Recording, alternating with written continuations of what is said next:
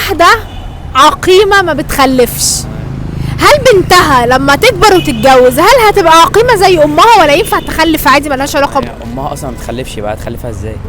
ايوه السؤال هنا، هل بنتها هتبقى عقيمة زي امها ولا هتبقى عادية تخلف عادي؟ ما هي امها ما بتخلفش، فهي اكيد مش هتخلفها، مش هيبقى عندها بنت. بس انا برضو السؤال هنا، هل بنتها هتخلف عادي ولا تبقى عقيمة زي امها؟ ما هي امها ما بتخلفش، هتخلفها ازاي؟ هتخلف البنت ازاي؟ ايوه. طب انا عايز اعرف برضو البنت، انا عايز اعرف امها، انا ليه دعوه بالبنت؟ ماشي، ما البنت هتخلف ازاي اصلا؟ هتبقى عقيمة؟ امها عقيمه ما بتخلفش، فازاي هتخلف اصلا؟ مش عارفه ليه النهارده بقابل ناس ذكيه. فين الناس اللي بسالها على طول؟ انت لا، ده انت لقطه، اصبر عليا. ايوه، هي امها ما بتخلفش، هتخلف ازاي؟ طب عندها بنت ازاي؟